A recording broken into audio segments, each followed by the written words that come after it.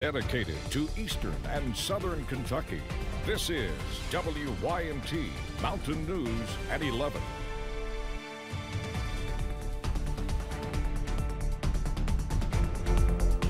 Good evening, I'm Steve Hensley.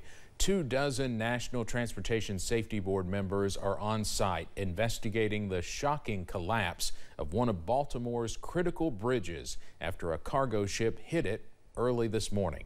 Rescuers spent the day desperately searching for 6 construction workers who were presumed dead by their employer. CBS's Ryan Hughes begins our coverage from Baltimore County, Maryland. The U.S. Coast Guard announced it suspended its search Tuesday evening, saying it doesn't think more survivors of the Baltimore bridge collapse would be found. At this point, we do not believe that we're going to find any of these individuals still alive. Earlier, FBI divers using robotic cameras were searching for 6 construction workers who were on the bridge when it collapsed early Tuesday. 2 survivors were pulled from the chilly water. The whole bridge just fell down. Video shows the moment the massive container ship slammed into a support column of Baltimore's Francis Scott Key Bridge, sending a large portion of the structure into the Patapsco River. Sources tell CBS News multiple alarms rang out on the ship after several failed attempts to fix the ship's loss of propulsion. The pilot issued a mayday call, giving officials time to stop traffic on the bridge. They undoubtedly saved an innumerable amount of lives. The NTSB is leading the investigation. They want to examine the voyage data recorder. It will be critical. It's a critical piece of our investigation, which is why we have a recorders team here. The Singapore-flagged vessel was headed from Baltimore to Sri Lanka, going 9 miles per hour. None of the crew was hurt. U.S. Transportation Secretary Pete Buttigieg thanked first responders, including those searching the water, and said the region faces a long road ahead. But we will rebuild together. The Port of Baltimore is one of the busiest in the country. It's closed for now and won't reopen until authorities remove all the debris and re-dredge the river. Ryan Hughes, CBS News, Baltimore County, Maryland. President Biden said the federal government will, quote, move heaven and earth to reopen the port and pay for the rebuilding. The bridge collapse is the latest major water rescue mission, which sheds light on the importance of having proper equipment. The Jackson Fire Department has been asking for better equipment to handle those types of rescues since 2019. And after 2 major floods back-to-back in 2021 and 2022, Fire Chief Chase Deaton says they are very fortunate to have what they need now in order to properly handle water rescue operations like the one in Baltimore. Well, we've been very blessed as a department to receive grant funding from USDA for over $60,000 worth of equipment, and that ranges from a new rescue boat to water rescue specific equipment like dry suits, for example. A lot of different rope rescue stuff that can assist with water rescue. We've just been very fortunate to be able to acquire quite a bit of equipment.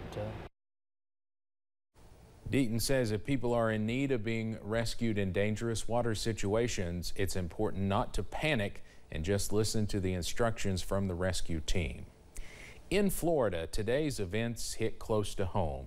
In 1980, a freighter slammed into the Sunshine Skyway Bridge in Tampa Bay. 35 people were killed after a Greyhound bus, several cars, and a truck plunged into the bay.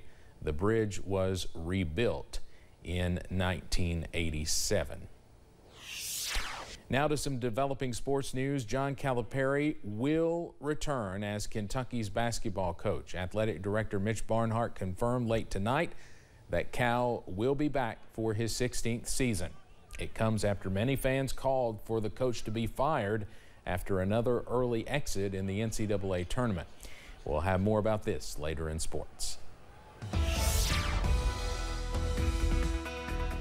Well, after some wet weather for most of your Tuesday, we are trending drier, also cooler as we go into tonight. Let's go to the radar, and as you can see, most of us are dry on first alert pinpoint Doppler, but we are still waiting on that cold front sitting over central Kentucky. That could possibly spark maybe a couple of more sprinkles this evening, but for most of us, we are drying out as we go into tonight. Also cooling down once that system passes. Right now, though, temperatures not too bad. Most of us in the middle to lower 50s.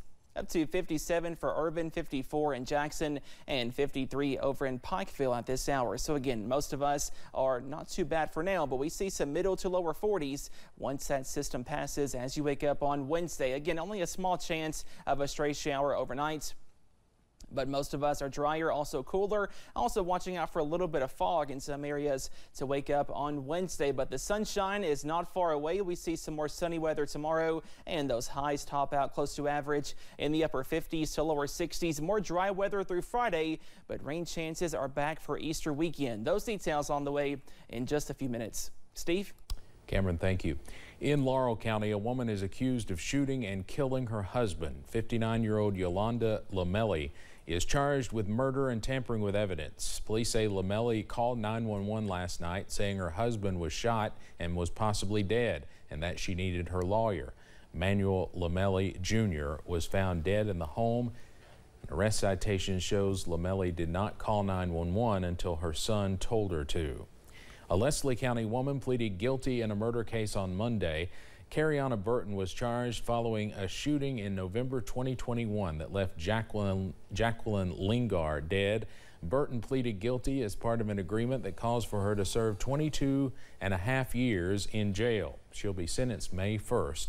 Burton is being held at the Leslie County Detention Center. A new 2-year spending plan could receive final approval by lawmakers soon. A conference committee went over the final document this morning, and it could be voted on in both chambers of the legislature as early as tomorrow. WYMT's Phil Pendleton has more on what's in the new version of the spending plan. The new version of the state budget increases classroom spending by 3% the first year and 6% the second year. Teachers and staff should see larger paychecks. But our overall intent was to be able to provide something that would allow for a meaningful raise inside of most of our local districts, recognizing the need to adhere to the SEEK formula. State employees would also see raises. We include salary adjustments to all employees of 3% and 3% in each fiscal year based off of the compensation and classification study that was previously submitted. A conference committee released a report Tuesday that also included money for mental health and substance abuse treatment and waivers to fund them. There's $5 million to set up a STAR Academy system within public schools. The STAR program is a school within a school. It is a private corporation that has asked for $1 million for 5 different schools. There was some back and forth today about Kentucky State University. Some of the Democratic lawmakers say they are concerned because some money they thought that was going to be in the budget for KSU is no longer in there. Specifically, they say, for what the school wanted for their nursing program. And so I'm a little bit concerned that we did not take on what he requested, this being the most important thing that he and the administration felt like were. A lot of back and forth about the combination of some university presidents who had shifted the way their priorities lay and the way we handled those. We tried to take a uniform approach. Legislative leaders say they hope to vote on a new budget possibly as early as Wednesday. In Frankfort, Phil Pendleton, WYMT Mountain News. Lawmakers will meet until Thursday of this week and then break for a veto session. They will return April 12th and 15th before adjourning. A bill meant to strengthen animal cruelty laws is on its way to the governor's desk. House Bill 258 would add to the bill known as Romeo's Law. It deals with tougher penalties for the torture of a dog or a cat. The bill would also address hunters' dogs not mentioned in the original law. It passed with a 31-5 vote. The state Senate is advancing a bill to end COVID vaccine mandates. SB 295 would stop schools, businesses, and hospitals from forcing people to get the vaccine. The bill's sponsor claims the vaccines have done more harm than good. Opponents say the bill goes against what's best for public health. The bill now heads to the House. Kentucky public schools could hire pastoral counselors under an amendment to a school safety bill, which is Senate Bill 2. The Lexington Herald-Leader reports Republican Representative Josh Calloway offered up the change that he says would give schools and parents more options for school safety. But some Democrats raise questions and say this requires much more discussion, including training requirements. The bill now heads to the House for a vote. Former President Donald Trump is now selling Bibles. The presumptive nominee for president released a video on his Truth Social platform urging his supporters to buy the God Bless the USA Bible for around $60. It's a partnership with singer Lee Greenwood. It's not clear how much they will make off the promotion. The effort comes as Trump has faced a serious money crunch amid mounting legal bills while he fights 4 criminal indictments along with a series of civil charges. Many in Pikeville are mourning the loss of a longtime firefighter. The Pikeville Fire Department posted on social media that firefighter Robert Lindsay had died. He began his career in the 1980s and eventually became assistant fire chief and housing inspector. The post says he was, quote, well-known, well-respected, and loved by his community. Funeral arrangements have not yet been announced by J.W. Call & Son Funeral Home. Coming up on Mountain News at 11, a water park expansion is underway at one local park. Plus, we are tracking some sunshine for the middle of the week. Your Wednesday forecast after this break.